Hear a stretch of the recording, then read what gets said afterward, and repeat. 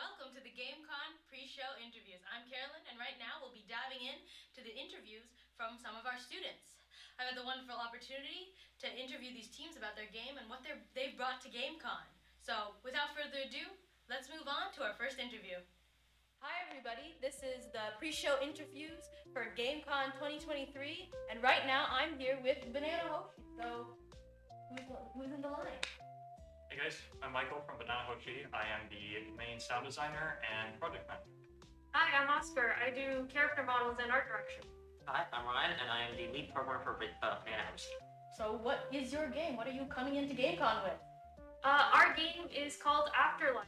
Afterlife is about what happens after your life happens. After the day's done, you go to sleep and you have a dream.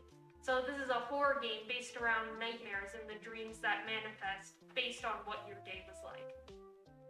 I'm not much of a horror fan, but it sounds pretty interesting. How did you come up with this idea of like nightmares and just, when somebody goes to bed, they have all these like dreams?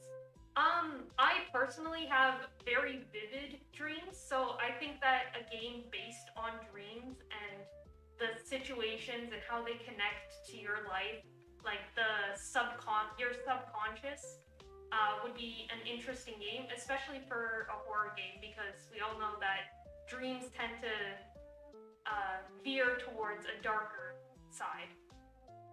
It's true, I remember having a dream about me being chased by a gigantic bee. It was wild. So are there any like enemies in your game? Like a gigantic bee to come after me? We actually have a enemy, we call him Jim. He's sort of a spider human. He's on all fours, but it's more like all 6 legs, and he's got this giant eye. He crawls out from the shadows to try and get you.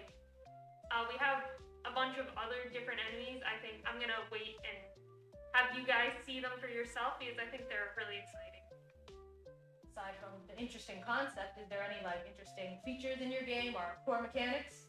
In terms of mechanics, we have a ton more just like sub-features that are based on each level. So within our game, we have many different dreams that you'll be experiencing, and through each one of them, each will have their own kind of concept and design alongside their own interactions and mechanics to go with that specific dream. So, you're in second year, and from last year, you guys came in as Banana Hoshi. So, how does it feel to make your second, game for GameCon? Feels pretty good. Pretty good. I think it's a lot better than last year, where we're making a 2D game. Now we're big boys. Now we're making 3D games. But also the expectations are kind of like higher, because most second years get the full year as well to make their game, and we kind of only started around December. And now we have to make a 3D game, which is a lot more work than what we initially thought. I remember having that experience, even though I personally got the 8 months, but, even that, we had a game idea in the beginning of September, but in the end, we kind of just fell off and noticed that on top of schoolwork and on top of, actual going to GDW and that, it became like a lot of work in the end. So did you only get the second semester, or was there any work in the first semester that you created? So in the first semester, technically, we didn't officially start, but of course, we basically started all the way in the summer, started with our ideas and things. And since I was in charge of doing shader work, I started researching how to get a shader for our game around August. And from August to December is me trying to figure out how to create a sketchbook style for our game. Oscar, do you want to explain sketchbook? Yeah, our game is basically in this comic book manga style where it looks like you're playing a comic book come to life. So I think that worked really well with our horror theme, and again, it was a lot of work to make it actually look like a comic book and have that idea come to life, but I think it paid off very well. You said you were a sound designer, so is there any special horror sounds, like the buzzing of a bee? So there's a lot of sound effects in their game. I actually kind of underestimated how many there would be. So every monster that we have has around 3 to 4 sounds in them. They have their walking sounds, shuffling around, Their jump scare, of course, the big yell or scream, breathing sounds, things like that. And there's a lot of other sound effects through the game. My favorite use of them is currently we have a dollhouse level, and the rain in that level that plays is actually spatial audio based. So if you go closer to a window, you can hear it louder because, of course, you can hear the rain is closer then, and kind of the audio goes through the window. That sounds pretty cool, pretty interesting. You were here last year, so what do you think you've improved as a group, as a whole? I think our team dynamic just improved a lot more. I remember having a lot of communication issues within the first semester. A lot of us being kind of awkward around each other, still not knowing each other, especially due to a COVID environment. Half us straight up didn't even know what each other looked like. So it was a lot harder to clearly communicate ideas and make sure that everyone was on the same page. And I think this year it became just vastly better, not only due to the fact that a lot of us have actually come back to in-person meetings, but a big chunk of it is we spend a lot of time making sure that every person in the group knows exactly what they're doing for each level and exactly what the level is going to entail, so that nobody has missteps, and does something that isn't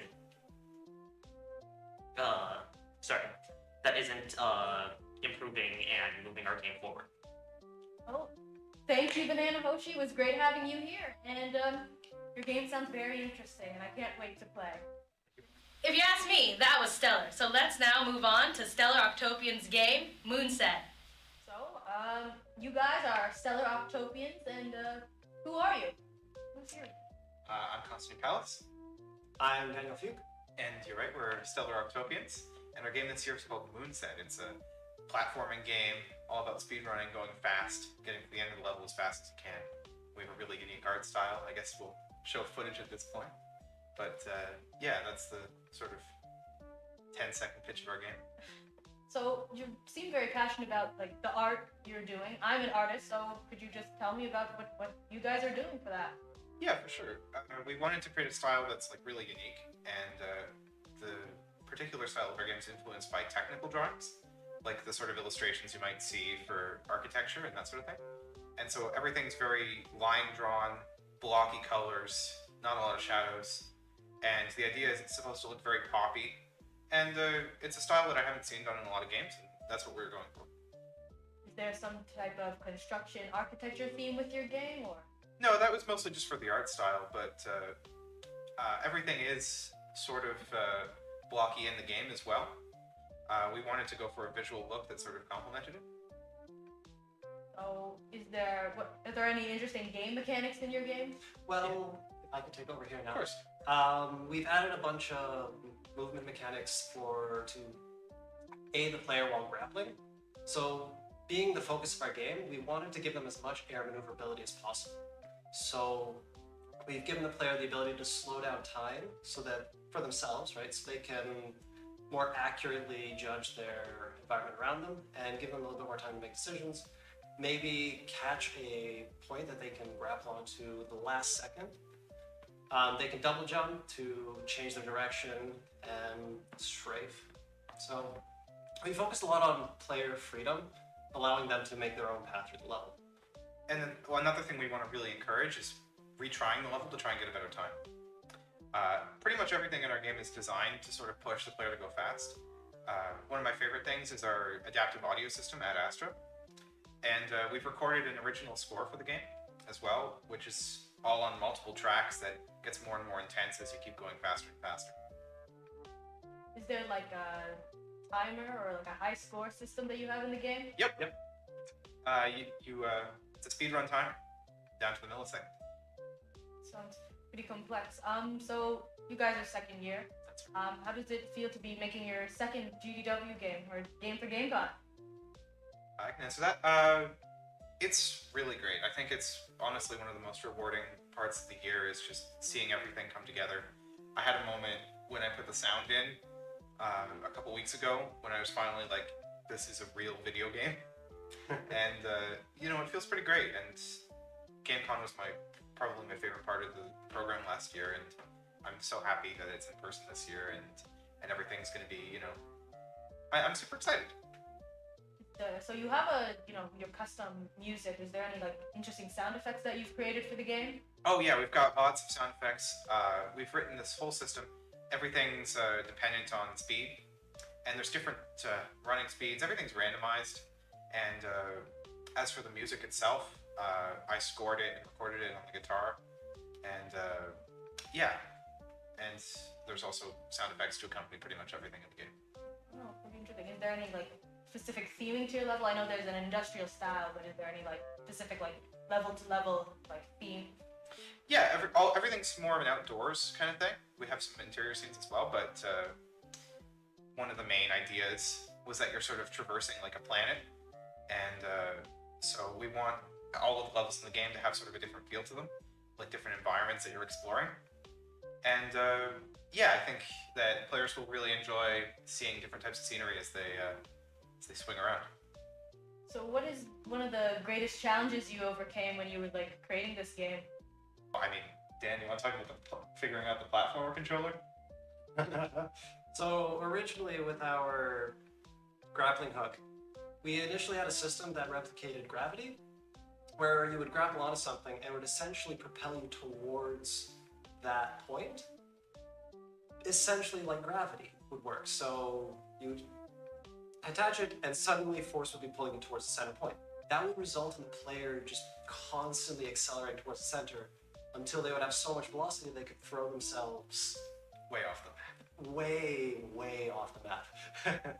So the biggest challenge is actually like tweaking that to giving them the feeling that, oh, they're propelling themselves forward, they're gaining speed, but not so much that it would break the level in the sense that they would suddenly shoot off into the stratosphere, leaving the entire scene behind.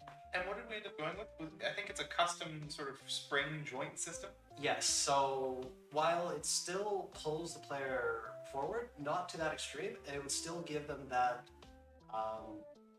joint feeling of them latching onto a surface and then, well, swinging along the bottom. It feels So- really fun.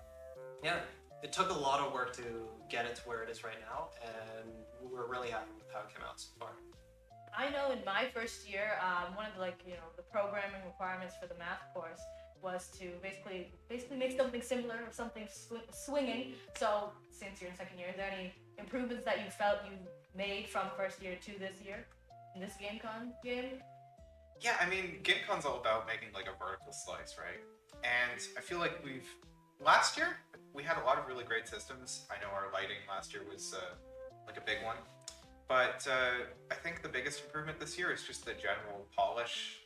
Everything seems to have come together a lot more. And yeah, like I said before, it feels a lot more like an actual video game. So I guess you're ready for GameCon, right? Very ready for GameCon. Very excited. Very excited. Well, thank you for coming to this interview and talking to me about your game. Thank you for having us. Thank you. On top of these interviews we've been showing, we've also got some cool promotional trailers to showcase to you. Many of the teams went above and beyond to create stunning promotional trailers that hook you right in. So be amazed, be surprised, and enjoy. Yeah? I've got a very important job for you. Who are you? How did you get my number? Who I am is not important. What matters is that I know who you are and what you can do. Just know that if you cooperate with this job, you will be heavily rewarded. Do I have your attention? Good. There's this laboratory. Nexus Labs. They have something I need back. A laboratory? Sounds easy enough. You'd be wrong. It's heavily guarded. Tight security, high-tech encryption. The works. And? You'll need help. From who? From me.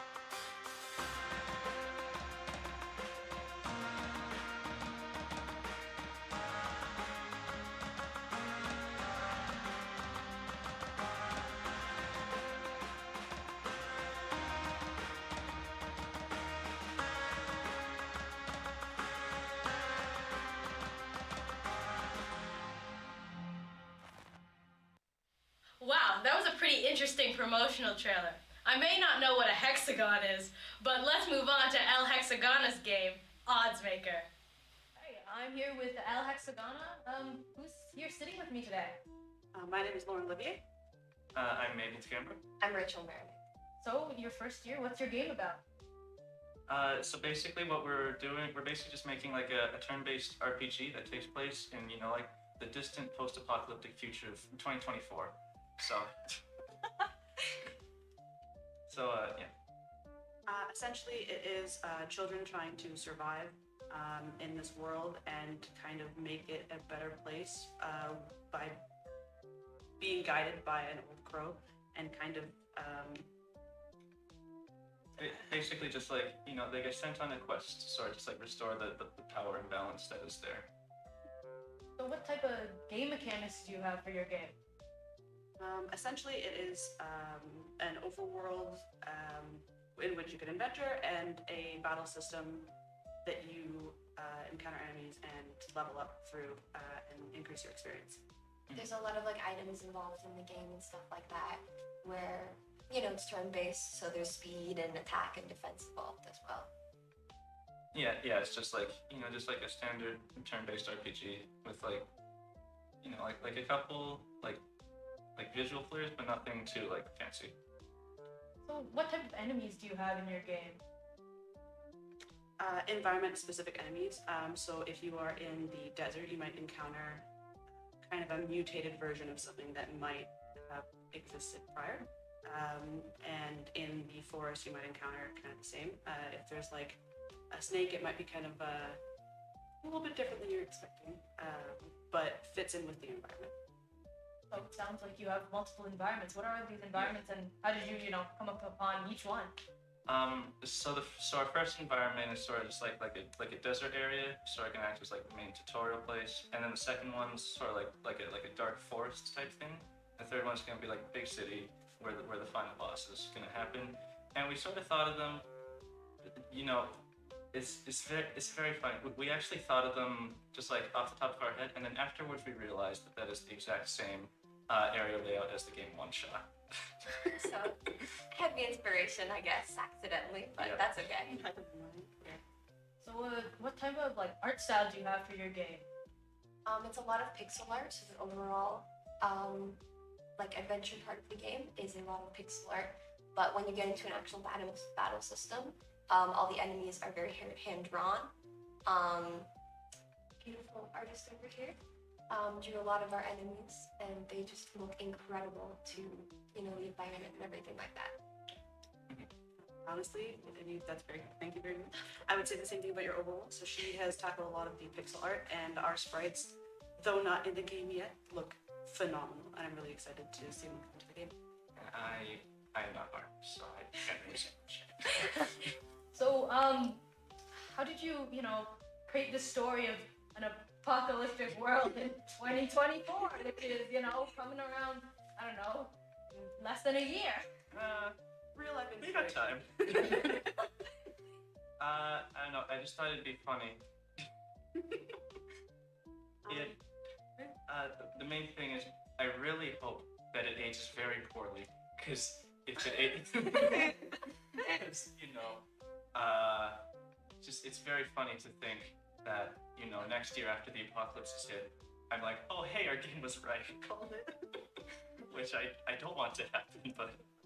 I think kind of the year for our game was a bit of a joke, but the whole apocalyptic thing was very, very much based off of our designs and everything like that. I just thought it fit in well with just everything, the scenery and the enemies we've created and everything like that. We came up with the post-apocalyptic thing, and I was like, it'd be funny if it was next year. Okay. As your first years, how does it feel to be making your first game for GameCon? It's weird. Yeah. Overwhelming in a good way. Yeah.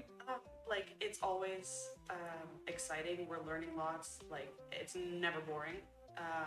But it's definitely, I don't want to say more work than I thought, but a lot at once. It's a lot of, I don't know, it's fun and stressful. Yeah. Yeah. It's kind of an adrenaline rush. So, you prepared for GameCon? Are you ready to present your game to us? Mentally or physically? Hopefully before 2024. We only got so much time to present your game. thank you for having this interview with me. And hopefully, I get to see it and play your game for a long time and not until my end of demise 2024. I hope we got a bit more than that. Hopefully we do. Okay, so thank you. That was great. So now let's go on to Revision's game, The Outreach. Hi, I'm with Revision Interactive, and seems that we only have you here. So who are you, and what is your game about? So I'm Sheshwar. I'm mainly the programmer on the team, but I also do some sound stuff, some project management, and some art stuff as well. And our game is The Outreach. It's a first-person shooter, but the twist is that there's no mechanical weapons. Instead, you have the ability to use telekinesis. And so you can kind of manipulate objects in your environment from afar, pick them up, throw them at enemies, and you use this to fight your way to the bottom of this really mysterious and creepy cave. And yeah, throughout the game, you wake up in this weird stone body, you have no idea who you are. And as you go down the cave, you find these other rock creatures that you fight throughout. So it's basically a shooter mechanic. What enemies are there in the game? Yeah, so they're pretty interesting.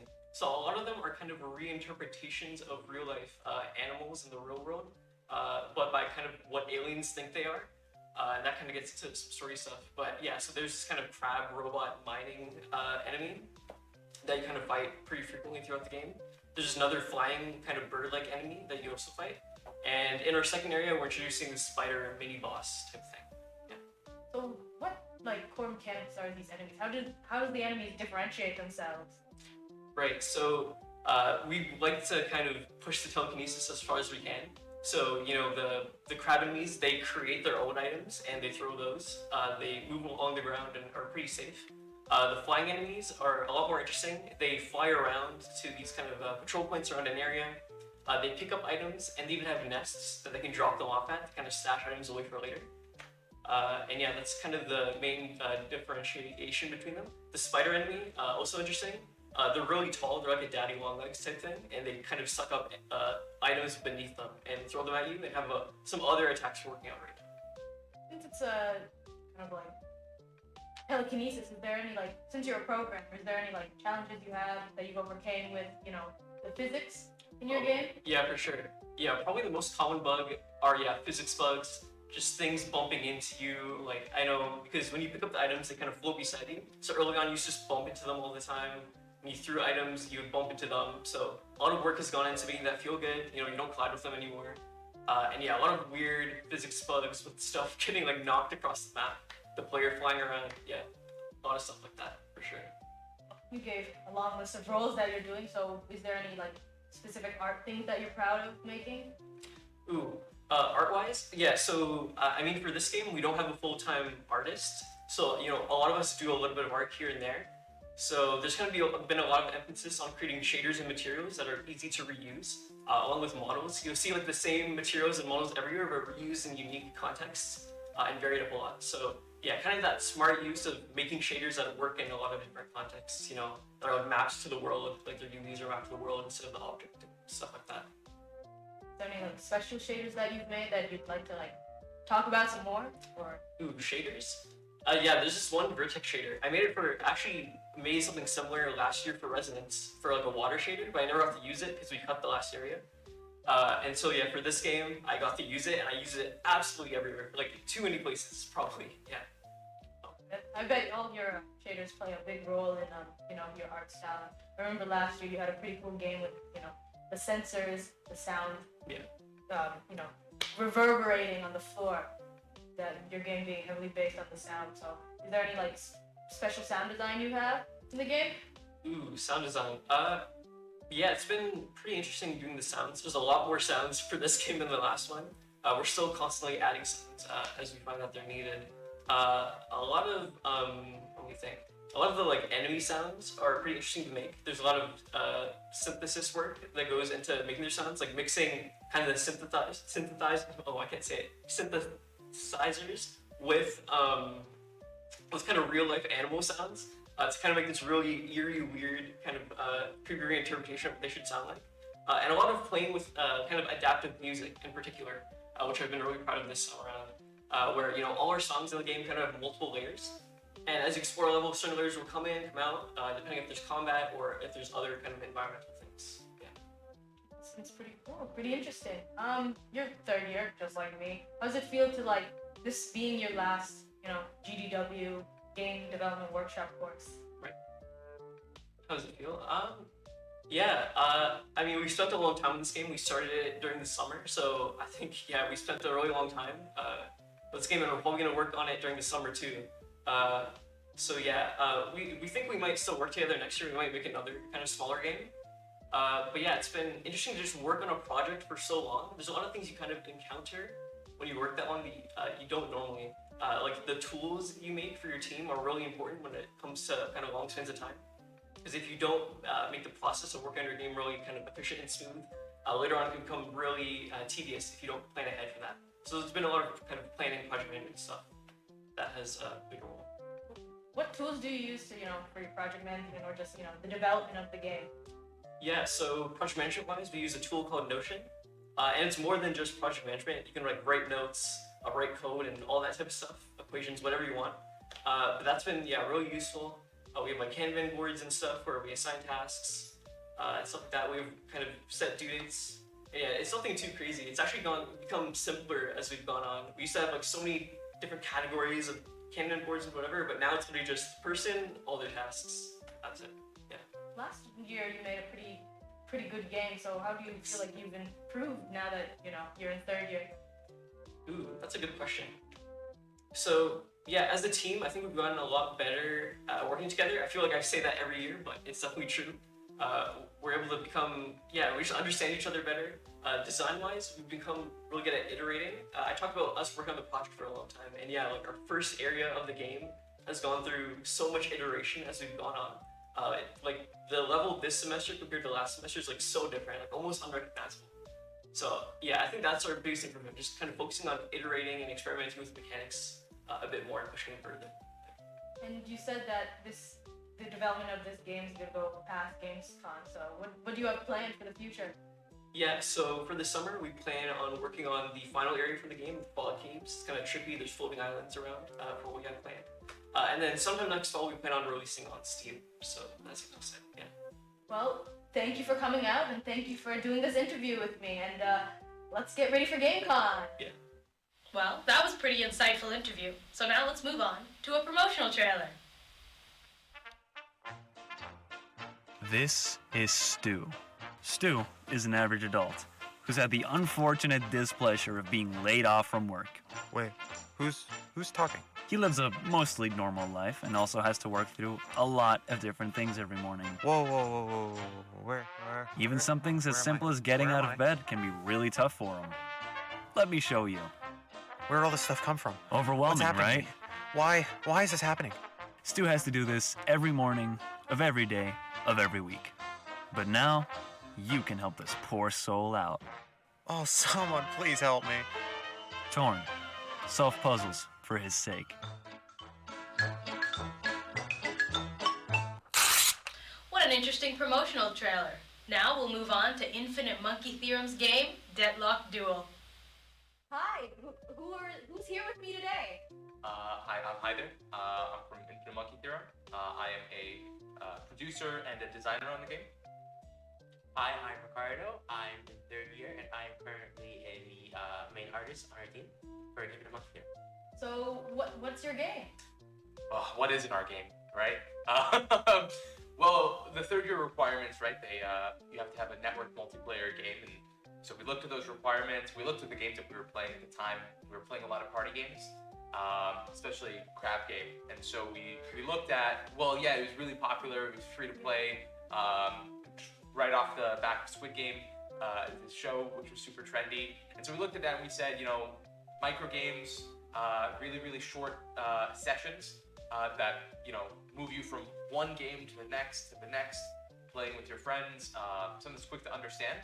And we thought that format was also really good for GameCon. So we built our game around it, and now it's called Deadlock Duel. Pretty interesting game. So what mini games do you have in your game?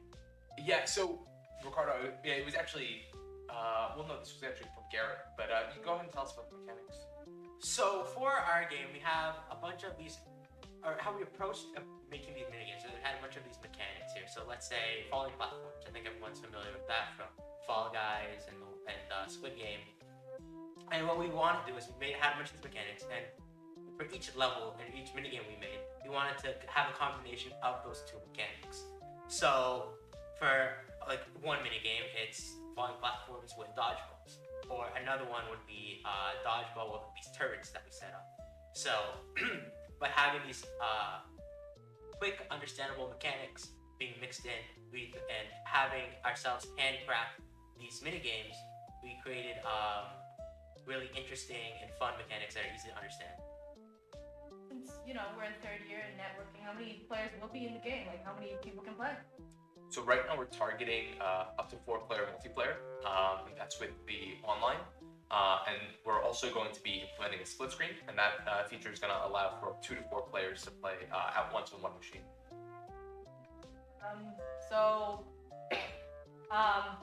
What challenges did you have that you overcame when you created this game? We've had a ton of challenges while working on this project. One thing is this is our first year working collaboratively in the Unity engine, right? In previous years, we were working in a custom framework, 2D games. Then we had to build our own game engine, which we did with the help of our graphics TA. And so that was a custom 3D game engine. And now we're working in Unity. Unity, each of these years, there's new workflows that we have to learn.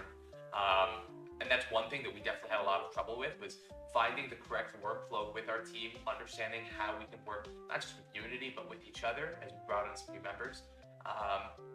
Now that we had a better understanding of that, we had to, try to fix some of those workflow issues, but we made a lot of mistakes early on that we weren't able to go back and change easily because we just committed to it. And as a result, we had a lot of technical debt. So definitely something, I'd always recommend to any lower year students is to take the time, take the opportunity over the summer before you have to work on a big project, before you're working with a new team, to get to know your team, get to know how you guys all work together, figure out your workflow, see if there's any ways that you can optimize it, and make sure that your code base is solid, that you're not gonna have problems later on. Because if you take that opportunity to discover all those things, get it out of the way early, you're not going to run into those same problems later in the year that's really going to slow down your production.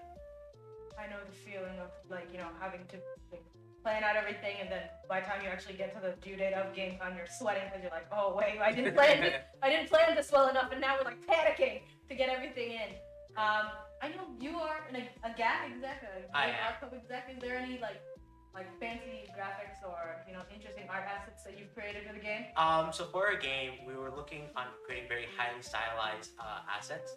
So we were looking for games sort of like in terms of just overall visual flair. Looking at games like Jet Set Radio, Bomb Rush Cyberpunk. That sort of toon aesthetic that has sort of like cool feeling to it. We really wanted to sort of capture that, and as well for our world design and the overall like where the characters inhabit, we wanted to get a bit more of that futuristic robotic feel. So what we were going for was something like Ratchet and Clank. It's a big game that for me when growing up, especially Ratchet and Clank Deadlocked, and that might be where we got the name from. Maybe we stole the name, but that's Deadlocked. We're deadlocked, like you're in debt. Yeah. Because Squid Game, money. Yeah. So that sort of in that game, it sort of like takes place in like a sort of game show. It's like a highly televised event. So we wanted to get that sort of feel into there, where these characters are sort of they're locked into debt and they're performing on the show. So we wanted to really focus on that, and for our own unique twist, we saw that it would be great to put it in sort of like a casino. So something like horse racing or like a lot of like gambling events, like UFC. There's lots of events, like lots of gambling. Or Vegas is full of a ton of like hedonistic things, right? A lot of money, a lot of really expensive ways to entertain yourself. Those are kind of the vibes and themes that we want to capture in our world. Flashing lights, maybe. Yeah, well, we don't want to cause anyone to have any problems at GameCon, but we're always trying to look at ways that we can make our world more engaging and pretty. So lights were something we were looking at, but we'll see if we end up going that way. Your third year. This is the last GDW course. So how does it feel? You've done your 3 years. You're going into fourth year.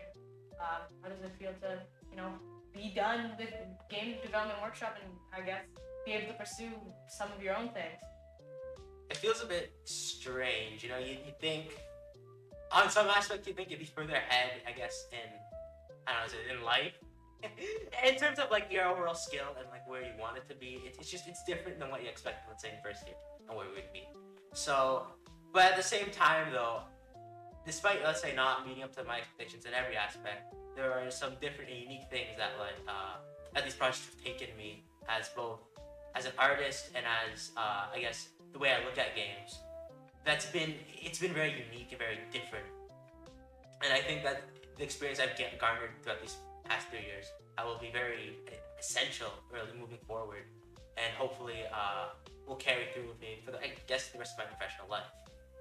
Yeah, I think these past 3 years just kind of go by so quickly, and you realize a lot of the skills you got to develop got to come on your own time as well. Like your classes give you a lot of what you need to know, but you don't actually get to develop those skills personally and like really get that experience from class. You have to be doing it on your own time. You have to be working on it.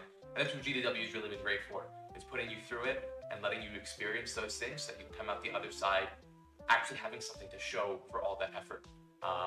So going into fourth year, I mean, yeah, not having GDW next year, you got to really be motivated. You got to really want to develop games if you want to go into your fourth year and keep making games without the pressure of a GDW. So it's gonna be interesting, but we definitely have some plans for the coming year. As to what type of games we want to make and what we want to be doing.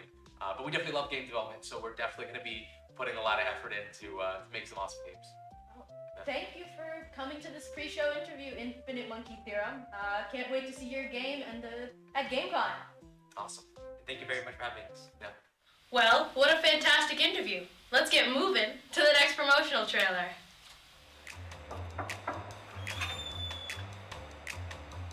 Poker time? Yeah! Arrogance doesn't have to end here. We could go double or nothing and get locked duel. Yeah, let's play! Get Locked Duel. Once you're locked in, it's not easy to get out. Get ready for the high-stakes havoc as you face off against up to 4 of your friends in the Ultimate Gambler Showdown. Play locally with Split Screen, or risk it all online in Deadlock Live. Cash in on the chaos and conquer the competition. Coming soon to itch.io.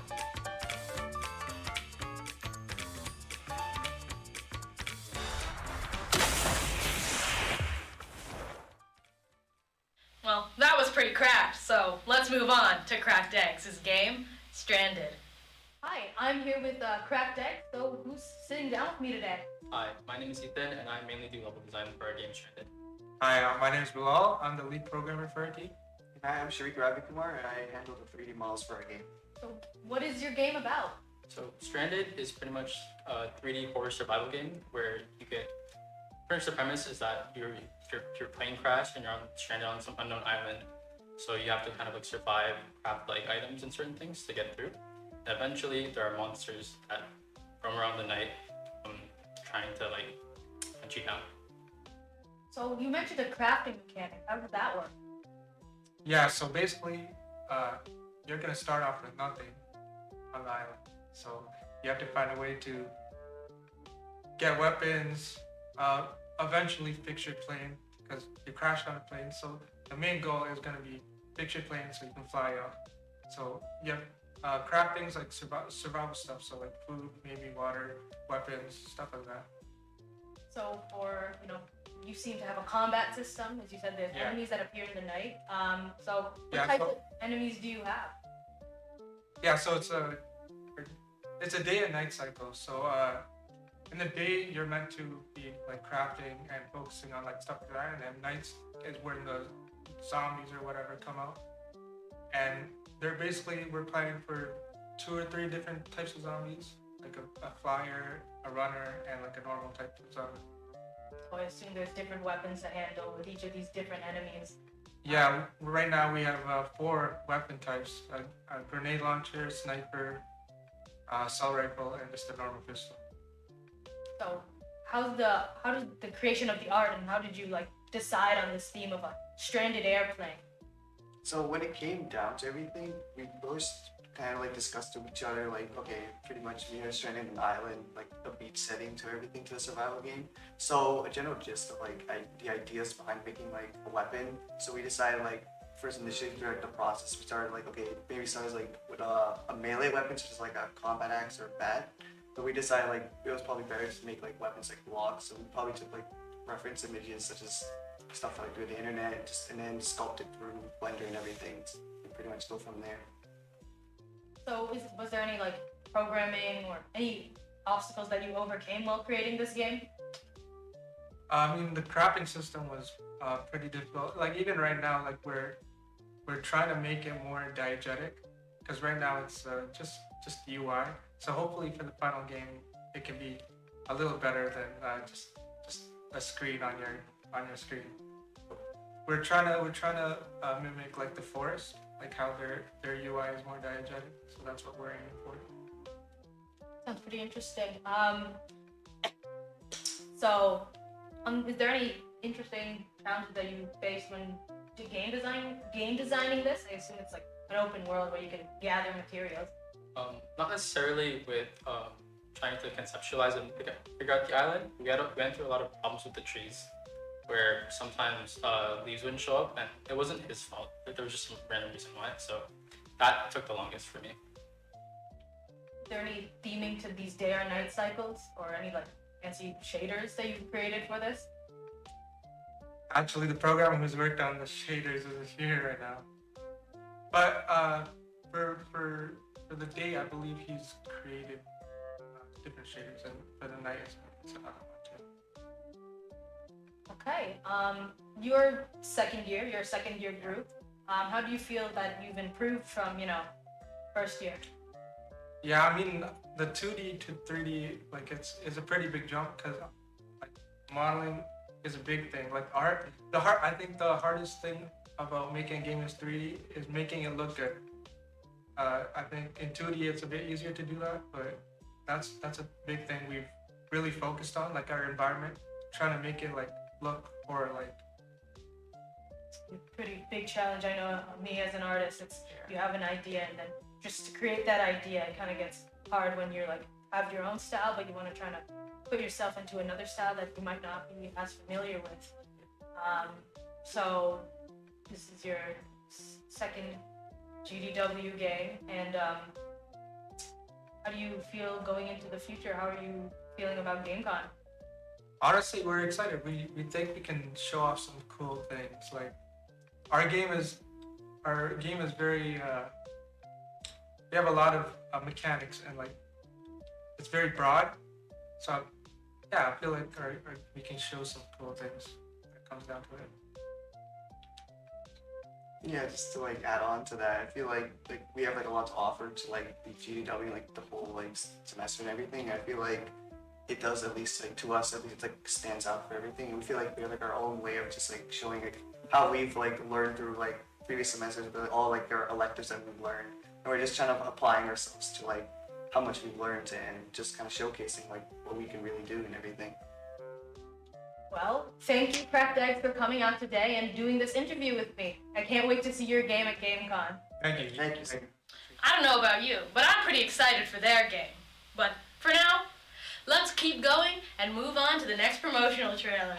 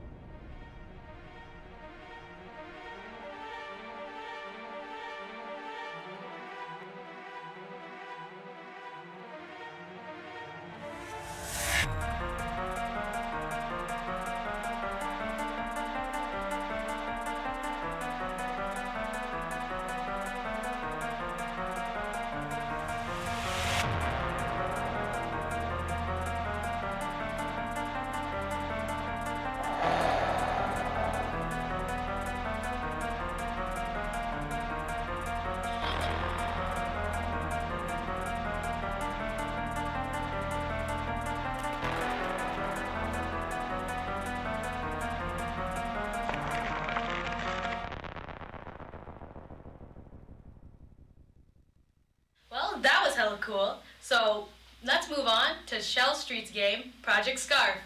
Hi, I'm here with Shell Street. Who are you three? My name is Brandon, and I'm in year 1. My name is Richard. I'm in year 1. And my name is Jaden. I'm also in year 1. What is your game about? What are you bringing to GameCon this year?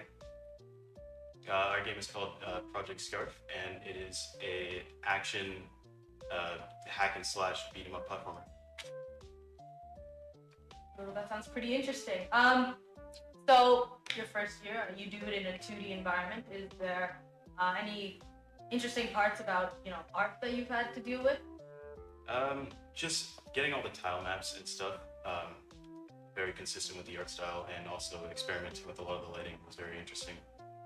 Especially with a pixel art style, it's important to make sure that the tile maps and like sprites and such are all in the same like are all like 32 by 32 or like all consistent across each other to ensure there's no issues. So it's a platformer hack and slash. Is there any interesting game mechanics that you've thought of to put into your game? Yeah, early in the year, we decided that we were thinking about what could really separate us from other games with like a similar genre, and we thought of the whole thing is based around the scarf, and that's why it's called Project Scarf. And basically, the protagonist has this ability that they can do is they have a scarf, and it's sort of sentient, and she can basically throw it out, and then enemies that are in front of her or nearby, they get like a chomp. And then the protagonist teleports close to them, and it opens them up to finishers. Sounds pretty interesting. How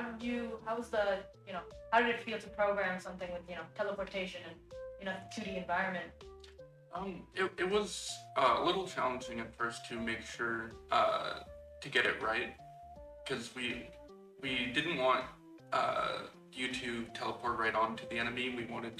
We also wanted to make sure you have an adequate range to teleport, so that you're not just like it doesn't feel too clunky or slow, but also feels good enough to incentivize the player to use it.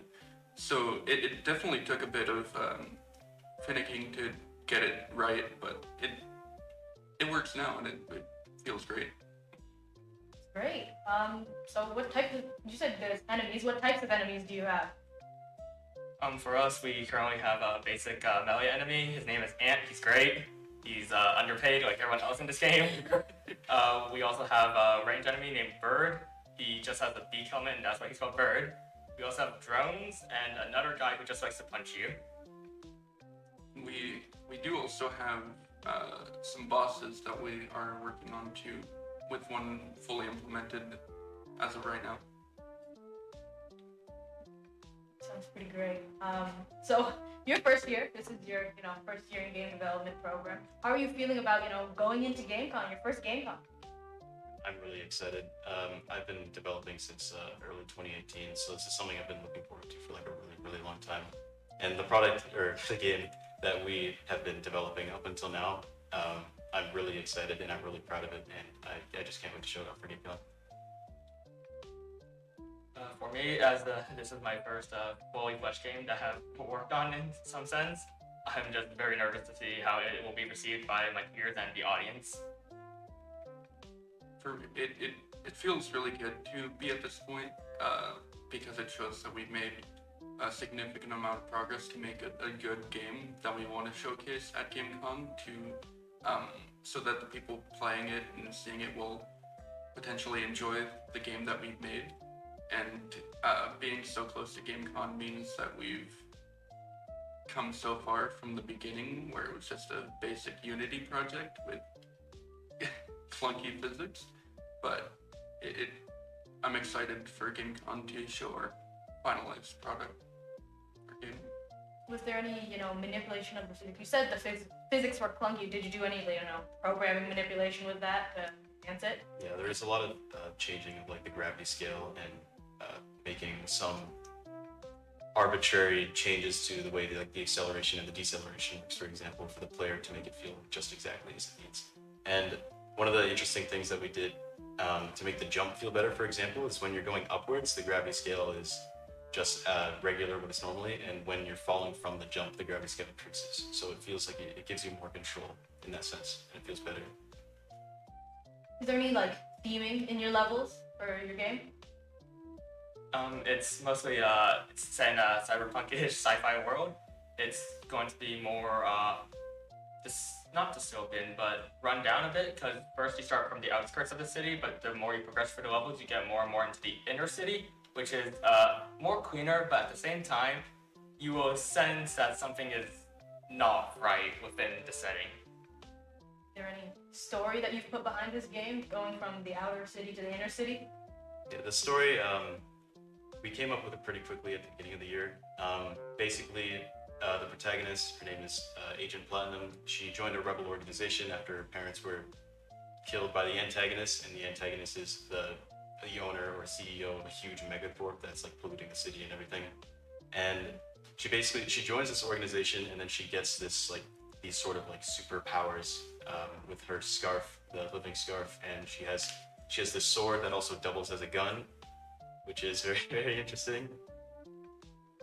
So, sorry, and basically, as you're progressing through the game, you'll find out more about like Platinum's past and how she's involved with the main antagonist, and you'll work through trying to get to him as the hopefully final boss of our game. well, your game sounds very interesting, and I hope to see it on GameCon. So thank you for doing this interview, and thank you for coming to talk to me. Thank you for having me. Pretty awesome discussion from that team. Now let's get rolling to the next promotional trailer. A new age of online fun is here, and it's all because of this guy. This is a funny man. They're not usually this clumsy, I promise. But they also usually travel in packs. Where are the other funny men? Oh, he's got it. They're probably somewhere else. You should go look.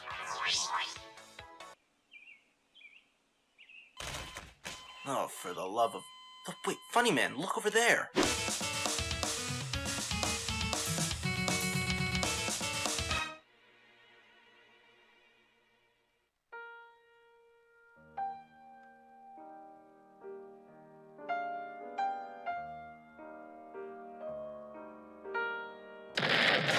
It's time to get your funny up in the all-new NetMaze, available now. Log on today at netmaze.ca. I'd like to thank all the teams for coming in to talk with me, and it was a wonderful time speaking to all of you. Another big thanks to all the teams that put their all into their promotional trailers. That's all from me, but there's much more excitement to come in our GameCon main show with Hyder and Chris.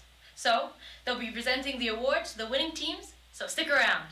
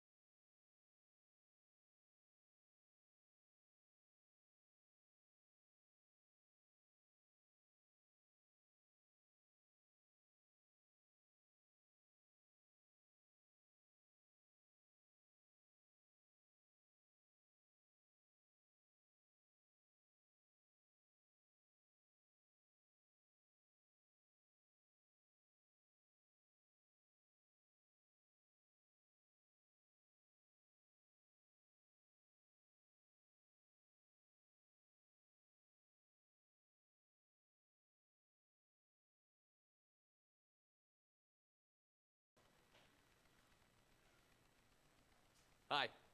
Ladies and gentlemen, welcome to the first GameCon award ceremony in quite a while. Whoa. It's been a difficult journey to get here. In the past 3 years, being without a GameCon, in the past 3 years, we've only held GameCons either online or not at all. But now, this is the first GameCon we've run in person in 4 years, and we're honestly so grateful to be here with all of you in person. And we know it's been a really tough school year, but now we're here to celebrate the games that we've made along the way, and we're just so excited to have all of you here in person and everyone watching online as well. My name's Hyder. And I'm Chris. So let's take a moment to thank the people who helped make this possible. We want to give a shout out to James Robb and Gavin Ball, who helped us organize with our faculty and help us reach out to members of the industry. We'd also like to extend a special thanks to Deanna Frost, who's always there to help us with our logistics, going above and beyond to make sure that our event went smoothly. We also wouldn't have gotten this done without Jake Gibbons, who helped us with our equipment and really gave us the facilities we needed to bring GameCon to new peaks. And of course, we couldn't be here without all of our amazing game development professors and TAs who've supported us throughout the year and helped partake in the awards ceremony. But most importantly, this wouldn't be possible without all of you, the students, who spent countless hours working away to have a game present here today at GameCon. So this ceremony is to celebrate all of your hard work and our fellow players. So if you're here in the audience, please give yourself a round of applause, guys. Well done for making it.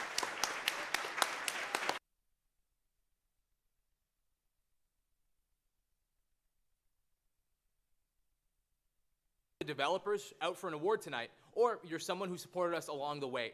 Everyone here at the Game Development Program at Ontario Tech wants to give you a big thanks. Now, we got some amazing games today, Hyder, and we're here, and yeah, we got some amazing games to share with all of you today, and we're excited to jump right in looking at our first-year developers. And our first-year developers, honestly, I would have to say, are given some of the most difficult expectations. Absolutely. And those expectations, well, they consist of a lot of things. You're entering the world of game development in the program, you're meeting a ton of new people, and you have to make a game with them, which is not an easy thing to do in the slightest. And yet, that's exactly what they do each and every year. This year, we're seeing some incredibly exciting work coming out of our first-year teams, and it's time for us to take a look at some of the nominees for Best First Year.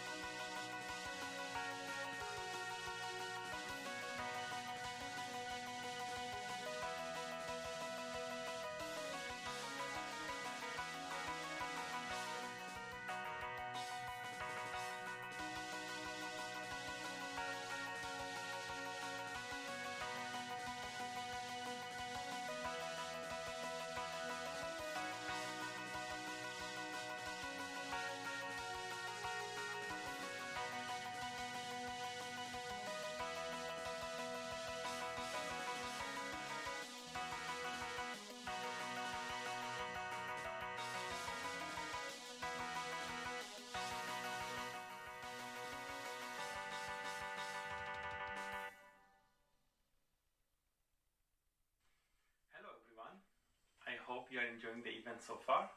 My name is Pejman, and I'm one of the faculty members at the Game Development Program at Ontario Tech University. I'm here today to announce the winner of the Best First Year Game. But before I do that, I just wanted to say well done to you all for working very hard and presenting your games at this year's GameCon, and also to GDSA for arranging such an amazing event. I had an opportunity to see some of the games and play some, and I really enjoyed all the games that I saw. So well done to you all for all your hard work. So with no further ado, let's move on and see who won the Best First Year Game. I should also say first year category is one of my favorite categories.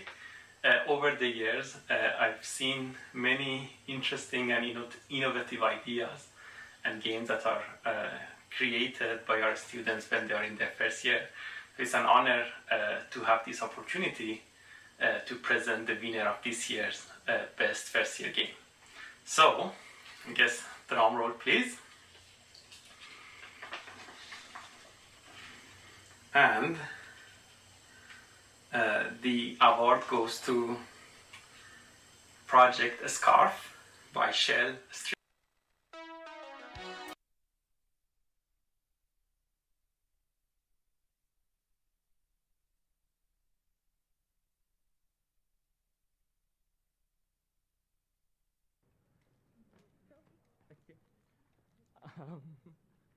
Hello. On behalf of Project Scarf, I would like to thank the GDSA and the rest of the community for playing our game. It's been a great year, and honestly, it's been very fun during our first year of GameCon. It was a very tough competition.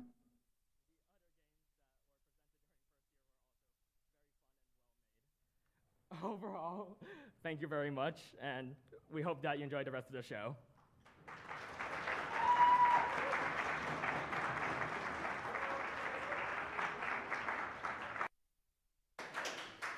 Congratulations again to everyone on Project Scarf for winning the Best First Year Award. And honestly, really blown away by the game and just everything about that. I know, man. Complex combat mechanics, add a scoring system, right? Really encourage you to push forward constantly. And dude, the boss fights. Dude, oh my god. Okay, I don't know if I'm just a washed gamer, but playing through the boss fight, I spent 20 minutes fighting through the first boss, finally getting it down to like completely beating itself, and I'm like, all right, I finally got this. Just to get Elden Ring Millennia, and there was a second phase. And honestly, I was, amazed to see that, but just honestly, the combat, the parrying, the critical hit, just mastery of all of those mechanics, it felt really solid, and honestly, just really impressive work for a first-year game. Well, it didn't take all of us 20 minutes. It might be a skill issue on your part, but we're gonna go and move on. But of course, we're super excited to see what Shell Street's gonna be cooking up for us next year. Now, the art in our games is one of the most important elements to help engage our players, to help bring our games to life and allow us to communicate what our game's all about. We can express style, emotion, urgency, and more with just the pixels that are on our screens.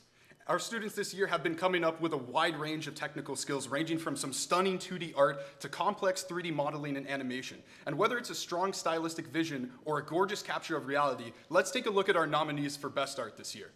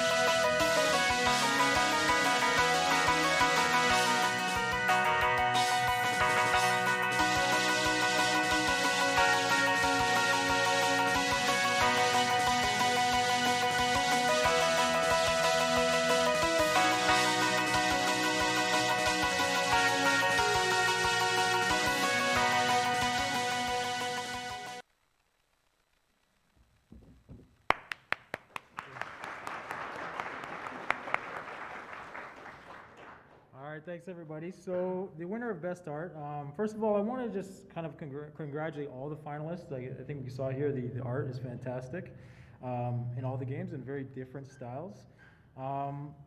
Each of the games has some really cool things going for them in terms of visuals, animations, visual effects, etc. So while all the games are very beautiful looking for, in particular for me, stood out in terms of their overall polish and visual cohesion. All four could have been the winner, but I had to go with one, and it was based on a combination of polished in-game visuals. Any of them could have been a winner because of their combination of polished in-game visuals and then matching polish in the UI and HUD design. So it's been a pretty good, difficult choice to choose only one winner, as any one of them could have won.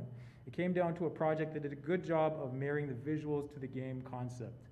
I do want to give a couple of honorable mentions just because I think it was, the nominees were so strong. So as honorable mentions, with excellent visual polish, a high level of visual appeal and overall professionalism, No Man's Land by Rig Studio, I think you guys did a great job. The Outreach by Revision Interactive, you guys also did a great job. As a runner-up, with really great art direction, atmospheric visuals, and innovative art style, and excellent overall polish, Afterlife by Banana Hoshi. You guys did a fantastic job as well, and you were right there. But for me, the winner was a game that had high levels of overall polish, animation, and visual cohesion. It eked out the win due to innovative look and the fact that the visuals aligned so tightly with the game design and narrative. So congratulations, Torn by Clown Character.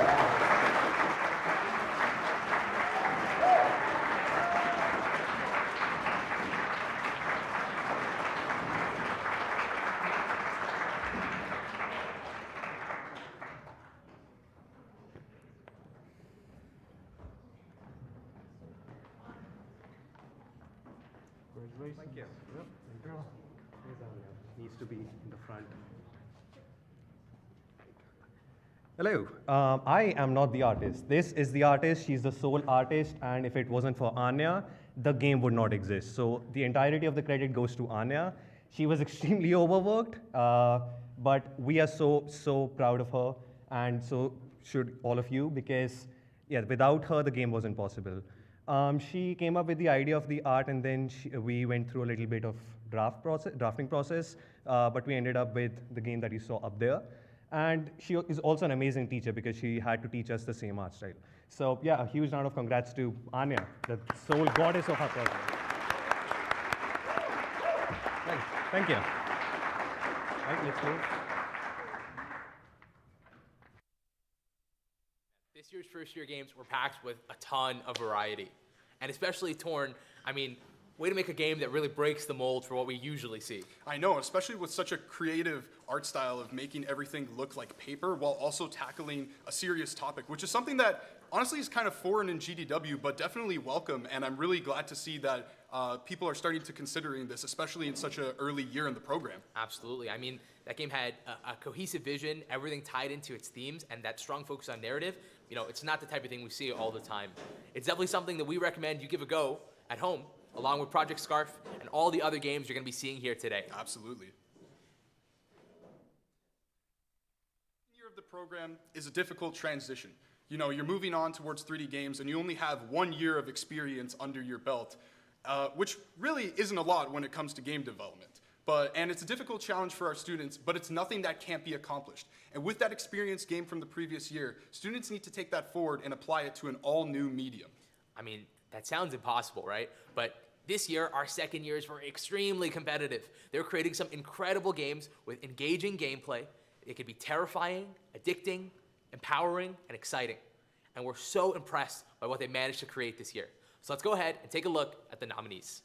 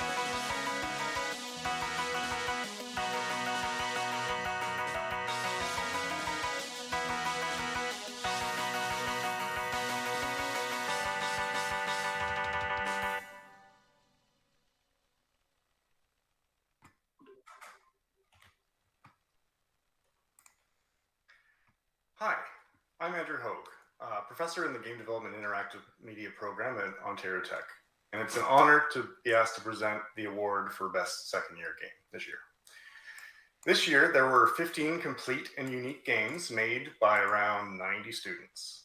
These game concepts were conceived in a very short period of time and completed throughout the term in an environment where everyone is still learning the fundamentals of their own craft and learning how to work together as a team, all while navigating coursework, side projects, and attempts at maintaining a balanced social life. Second year is hard, but you should all be proud of your accomplishments this year. The games are amazing. The games that you've made sample a very wide breadth of experimental visuals and game mechanics.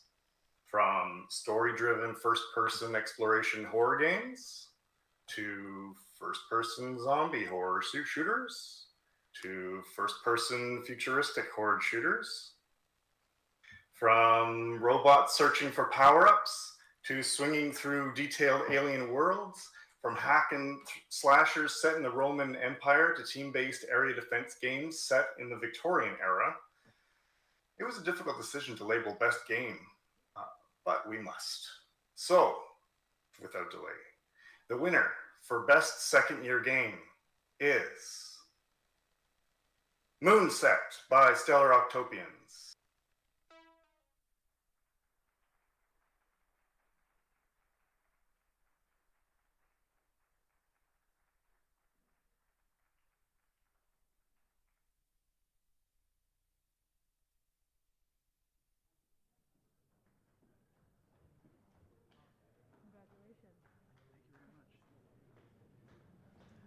Wow. Hi, I guess we'll just introduce everyone first. I'm Constantine. This is Dan, Rylan, Mason, and Lily. We're still Octopians. We made the game Moonset. And I just want to say thank you so much, everyone. It's been the greatest honor. We want to thank so many people. We want to thank Gavin, of course, who's taught us in GDW. Without him, we couldn't have finished this. We want to thank everyone here, of course. We want to thank the clubs that helped us, GPC, of course, GDSA, and everyone who played our game and enjoyed it. Thank you so much. It's you know, you've been great. Thank you. We love you guys.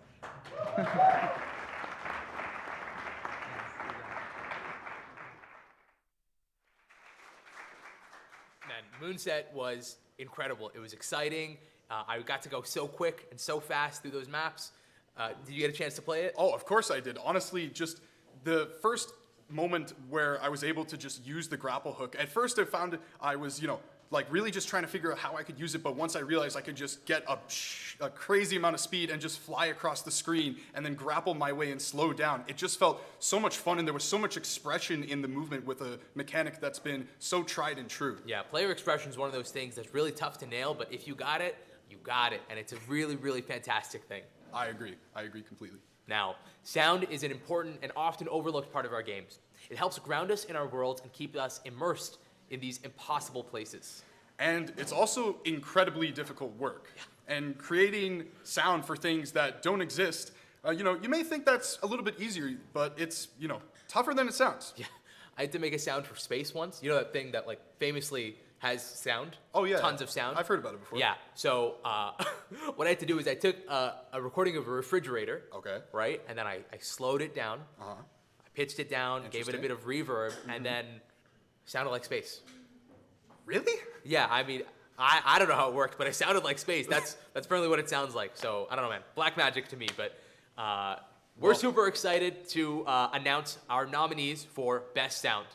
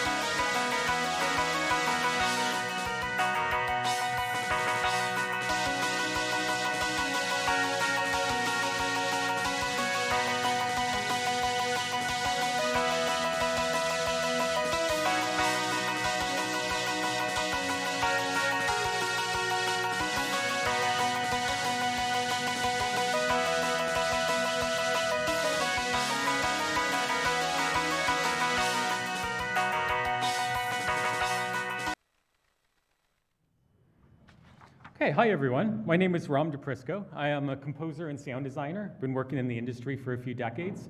I also teach here part-time. I usually teach advanced game sound, sometimes the game sound this year, and it's my privilege this year to be giving out the award for Best Sound. And I would usually like to just kind of improvise this, but I'm probably going to go on about those games for quite a while if I did, because I played all of them. There was fantastic sound in each and every one of those games. And it was pretty hard to decide on a winner for this, but there was one that stood out amongst them. So I've prepared something so that I don't get kicked out for talking too long. The Best Sound Award is for recognizing an outstanding achievement in game audio and game sound. Sound is something that is not always taken as seriously as it should be in this industry, and quite often it's handled as an afterthought or something that sadly is a little bit less important aspect of game development. This is completely untrue, and sound in games is very important because it is 1/3 of the entire game experience, alongside with the gameplay and the visuals. Recognizing good sound is a great way to promote more creativity and experimentation in the industry, and just get more people excited talking about and producing sound. The decision-making process for this award looked at many different aspects of game sound, including in-game sound effects and sound design, background ambiances, menu and interface sounds,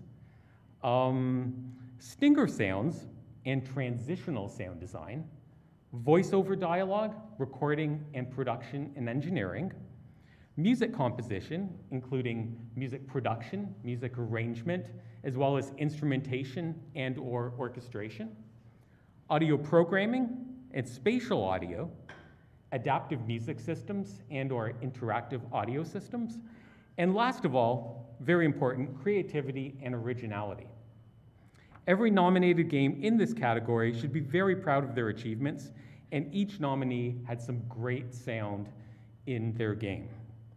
This year's winner includes an awesome and unique soundtrack, custom recorded sound design, a fantastic adaptive music system that will actually change depending on the player's actions in the game world. And it's the one game that stood out for me that was just a little bit stronger than the rest. And the winner of the Best Sound Award at GameCon this year goes to Moonset by Stellar Octopians.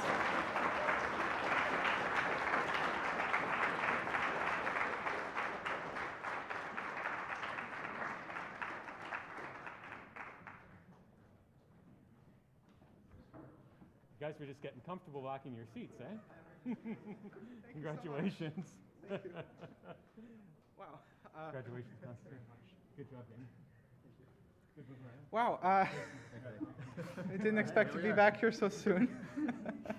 I'm Constantine again. I was the composer for this game, and it was really fantastic. I enjoy working on audio so much, and I feel like it added so much to our game. And we were so happy to receive so much great feedback on the soundtrack to our game.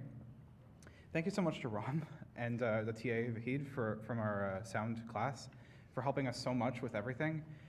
And without you guys, we probably wouldn't have been able to do all the stuff that we did. And again, thank you to just everybody who listened to the soundtrack and who played the game and thought it was cool. Thanks.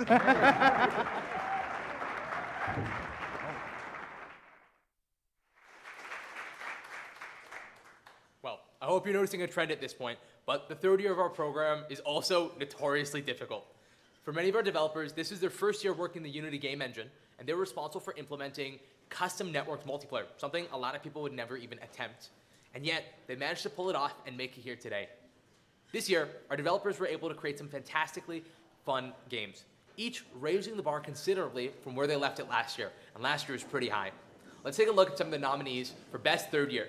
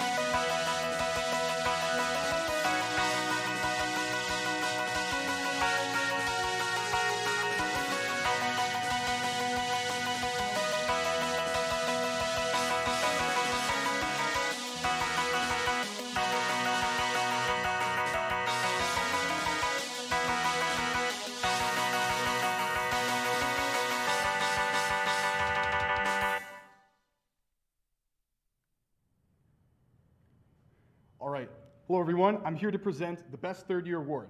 Now, third year for this version of the program is a little bit different considering next year you don't have GDW. But that's okay. I think with your year, it's important to reflect on the time you had in GDW and value what it brings by providing us time to what we love, which is developing video games. And this year, there was a lot of talent from the third years, and it was really difficult to make a decision with so much variety and so much potential and so much fun from all of the games that we saw. But, of course, there can only be one winner. And now, the winner for the Best Third Year Award goes to The Outreach by Revision Interactive.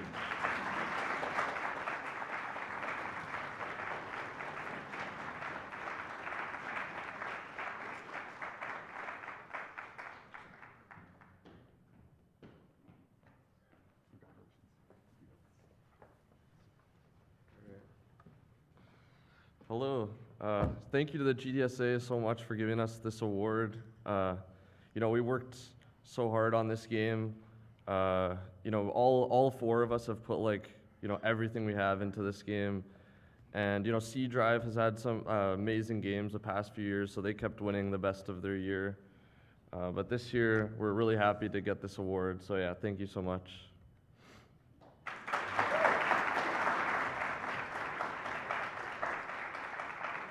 Congratulations to everyone again on Revision and with the Outreach. Honestly, a really impressive technical game, I'd have to say, from the third years. And I really enjoyed those mechanics of being able to control two different hands, one with the grapple ability and one with being able to use these rocks and throw them around in the space. And it provided some really interesting gameplay. Yeah, did you get to that part where you have to knock the wall down with the rocks? I did get to that. Looks, just visually, the physics on that, ooh.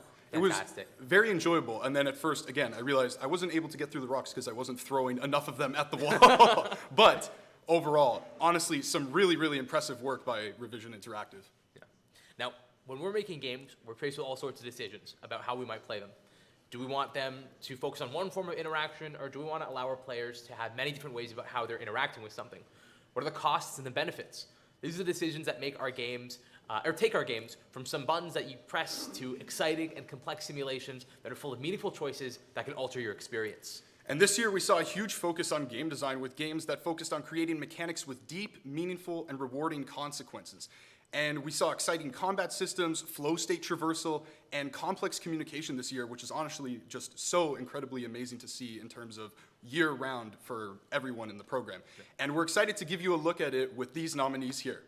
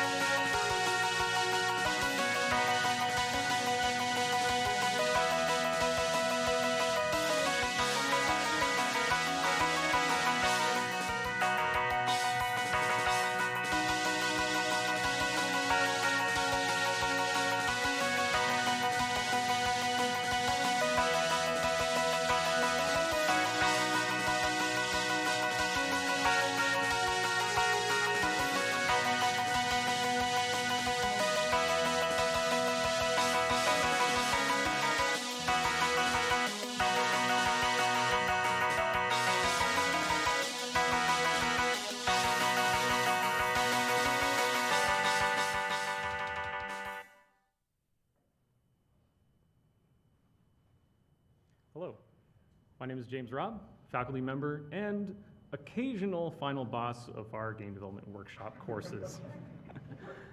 The Award for Excellence in Design recognizes teams that create unique gameplay, well-polished systems, or provide engaging, deliberate mechanics. The nominees this year cover that entire spectrum, so it's not an easy award to decide. We've seen nominees that explore novel ideas. We've seen nominees with very tightly designed and polished systems that support a strong core gameplay. This year's winner is a game that I personally played well beyond the time that it took to grade and evaluate, which is saying a lot considering the amount of games we have to go through during the showcase day on GameCon. So without further ado, your GameCon 2023 winner of the Excellence in Design Award is Moonset by Stellar Octopia.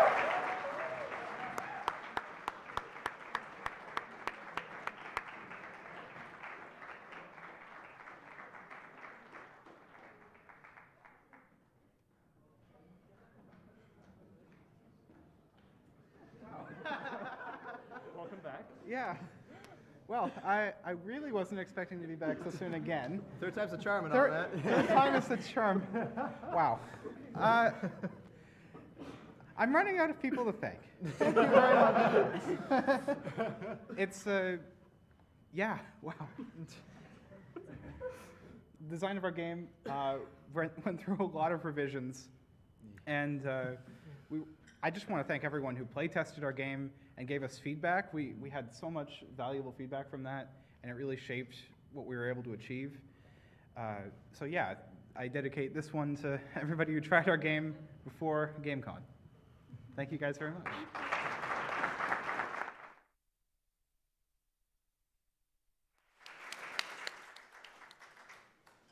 Man, it looks like people just can't get enough of Moonset, huh? I know, right? Well, the good news is you can play that and every other game that you've seen here today at home by going on GameCon.ca and checking out all the games available there. And with a list of 41 different games, there's a lot of content to sift through and really digest what you think is your favorite game from this year of GameCon 2023. If only there's a thing that could, help us choose, what do the people really choose as their favorite game this year?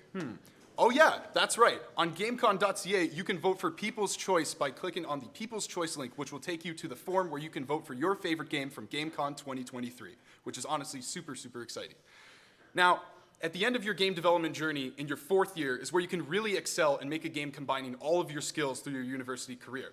And this year, 4th years has no restrictions in place and near limitless potential to create a game of their dreams. And for these games, the mind is really only the limit. Now, the 4th year games this year have really impressed, creating some really in-depth gameplay with fun that you can keep coming back to again and again. Let's take a look at the nominees for Best 4th Year.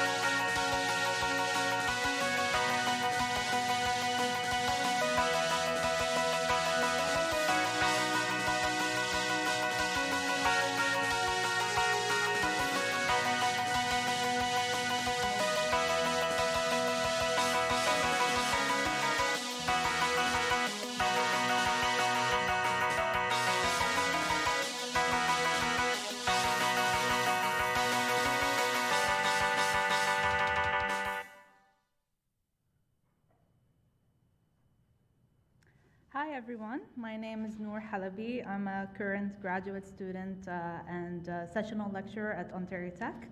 I prepared a bit of a speech for the 4th year, so please bear with me. I'm thrilled to be here today to be presenting the award for Best 4th Year Game in the Game Development and Interactive Media program at Ontario Tech University.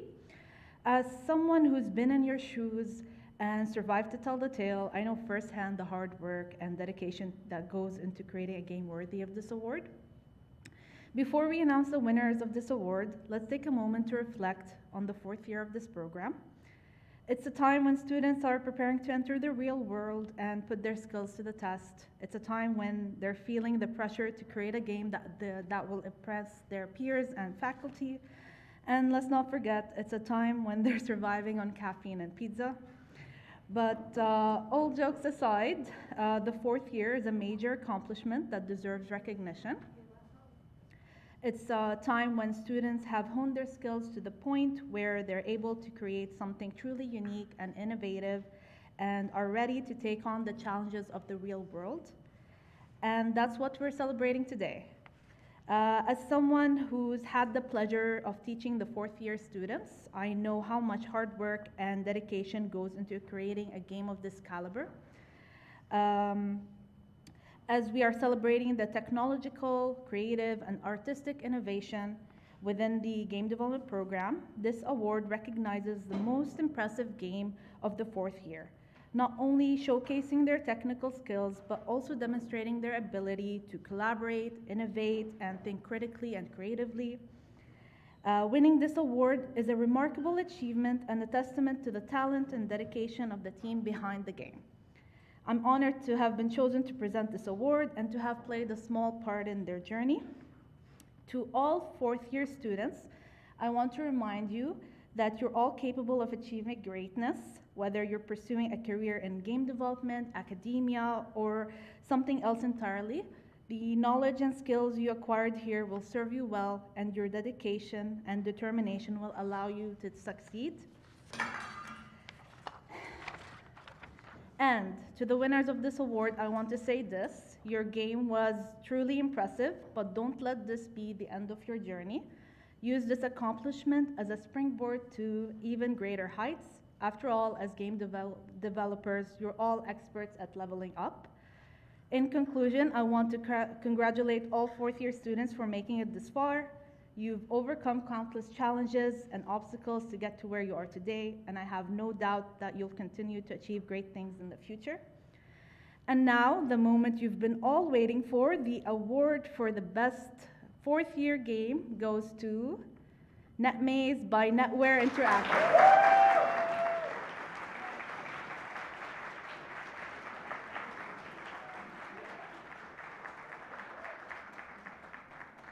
Congratulations, you've truly outdone yourselves, and congrats to all the students who participated at this year's GameCon.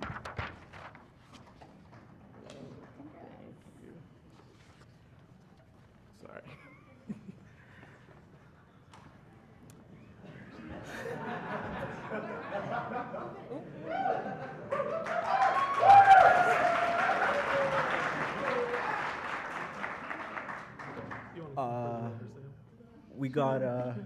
We got a beautiful team here. Aren't you third year? I might be.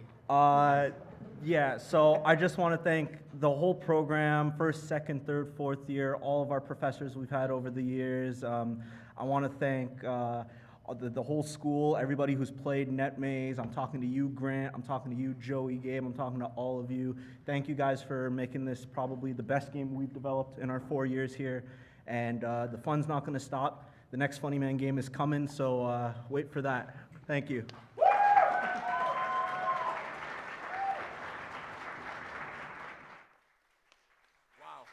Wow. Honestly, some of the most fun I've had playing a game in this program and just out of just GDW in general from the fourth year is just honestly fantastic. It's just goofy. It's just a goofy game. I mean, hey, the character is called Funny Man. Yeah, and I'm excited. Whatever's coming next for Funny Man, I'm really excited for that. By the way, I'm not sure if everyone's aware, but I'm actually in that game. So definitely, if you go to play NetMaze, go looking for me. My soul is like half my soul is bound inside that game. You'll find it. It's great. But that said, let's talk about tech. Now, each year, our games are packed with complex systems that give our games depth and allow our players to have unique experiences. The tech that powers our games can be daunting, and it takes a lot of hard work and creativity to have it work for us. And this year, our teams use game engines like Unreal and Unity to create powerful experiences that you can't get anywhere else. And programmers created dynamic music systems, unique and stylish shaders, and exciting deep gameplay systems to make our games more enticing. So, with all of that being said, let's take a look at the nominees for this year's Best Tech Award.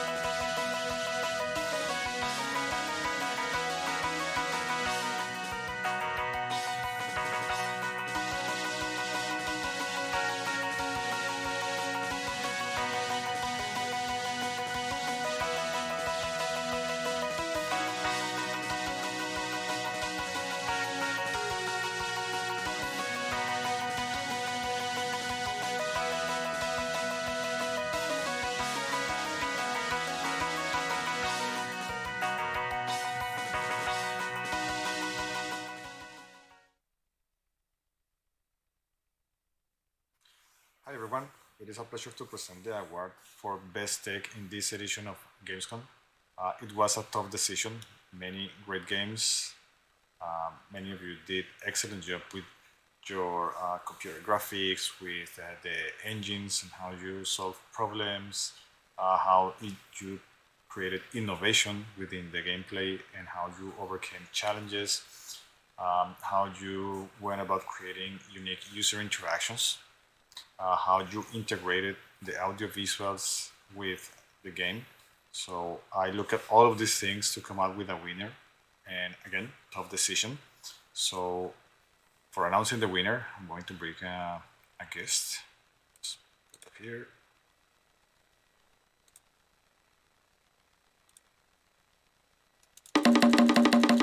So the winner is Moonset by Stellar Octopians. Congratulations, team. You did a wonderful job. It was a very tough decision.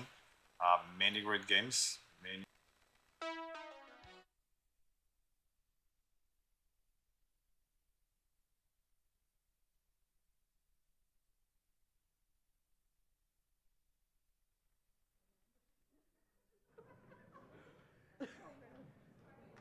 All right.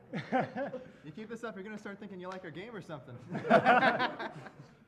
Honestly, I think we thanked everybody we really realistically can. It's been an amazing year working on this game. I'm going to take the mic away from Constantine. He's been up here a little bit too long. We've been up here too long. It's been amazing. I've loved working over the entire year on this game. It's been fun, and I hope to see you guys next year. Woo!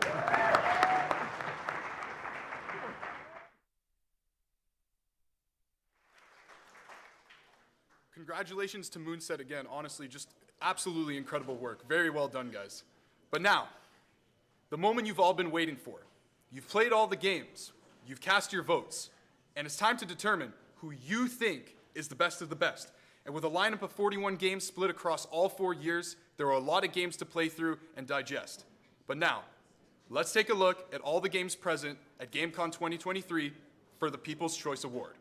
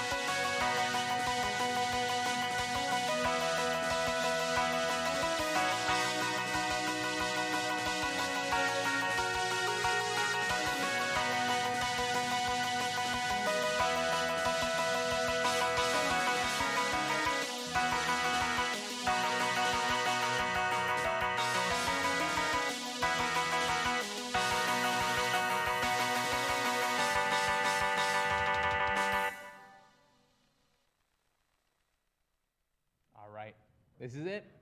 It's our last award. And this one is People's Choice. Let's take a look at what the people voted as their favorite game from GameCon 2023. Can I get a drum roll, please? And the winner for this year's player choice is Afterlife from Banana Hoshi.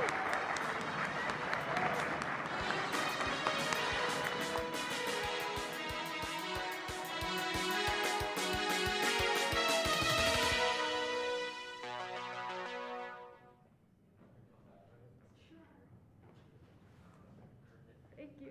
Oh my gosh. Hi, we're Banana Hoshi, or the people who could come in person.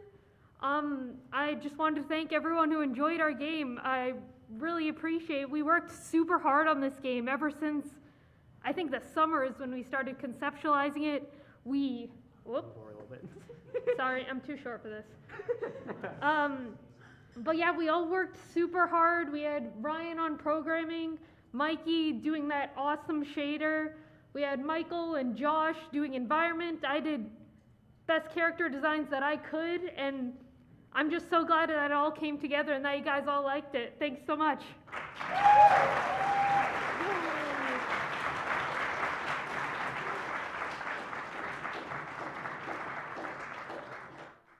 All right, and that's it for GameCon 2023. We've had a fantastic time looking through everyone's games, and we're about to go ahead and close out our main show. But before we do, there's a couple things we want to let you know about. We're going to be having our post show starting at 6 o'clock. So there's going to be a little bit of a break, and then we're going to come back and play through the games with our winners to have a bit of an interview, play through, see what's up, and get a bit of their perspective to see what it was like developing the game as we play through it.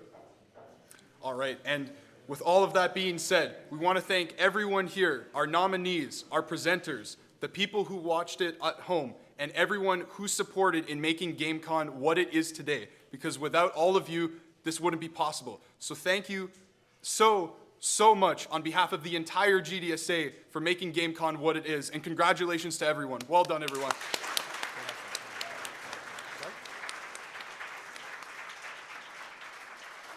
And with that being said, that concludes the GameCon 2023 awards ceremony. Thank you all, everyone, and we will see you later for the post show at 6 p.m. Thank you.